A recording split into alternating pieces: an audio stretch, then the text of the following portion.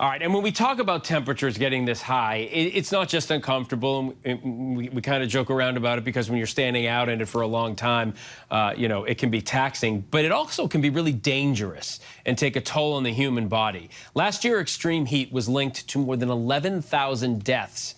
That's according to the CDC. ABC News medical contributor Dr. Alok Patel joins me now to walk us through some of those dangers. Dr. Patel, always good to see you. We know, and we were just seeing Greg there, you talk about the sweating, your core temperature goes up, but what are some of the lesser obvious ways that extreme heat can impact the human body?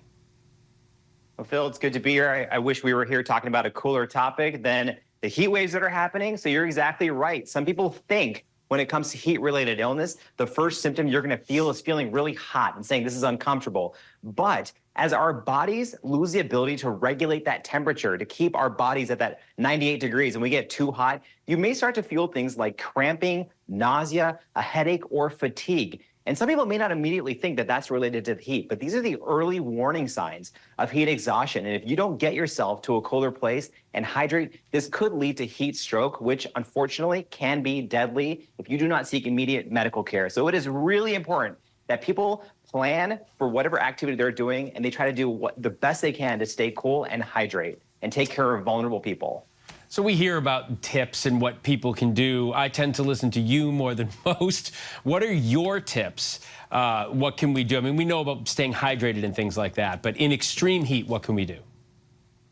I think the big three is avoid, plan, and hydrate. Avoid. If you can avoid being out with the extreme sun exposure, usually around 10 a.m. to 4 p.m., that's great. Find shady spots. Plan. Whatever you're doing, look to see what the temperature looks like. Make sure you are bringing enough hydration, potentially electrolytes, and you're taking care, and you have a special plan for people out there who may be older than 65, people who are disabled, young children, anyone out there with an underlying medical condition that would affect their body's ability to regulate temperature. They are at specific risk of heat-related illness. And then last but not least, plan for any emergency. If you're driving, if you're traveling, if you're hiking, when you may potentially be in a situation where you got to fend off the heat. These are all really important tips as we're heading into this scorcher.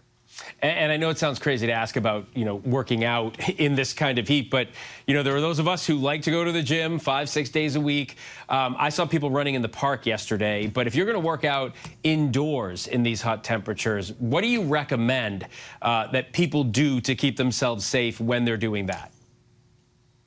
So working out indoors is always a great thing. Do whatever you can to do some strength training to get your heart rate up. But Phil, I hear you. There's a lot of people who are still going to go outside and play or work out. Like I mentioned, trying to avoid the hottest time of the day in the afternoon is important. But also keep in mind that if you're working out in humidity, our sweating is less effective. That cooling mechanism is less effective, and you're prone to losing a lot of fluids. And that heat exhaustion and stroke can pop up quickly. Even if you're an experienced athlete, we see this happen every single summer with hikers who know the route, they know what they're doing, and they still wind up hospitalized. And this is a specific risk also with children who are less prone to go and find shade if they're having fun. They have more surface area to body ratio, and their body temperatures can rise up quickly. So it is important that we're paying attention to all people out there.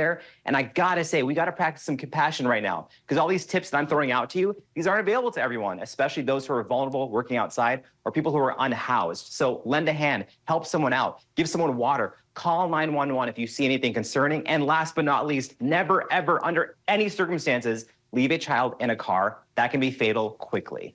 Yeah, you're absolutely right. And anybody who needs water, hand them some water.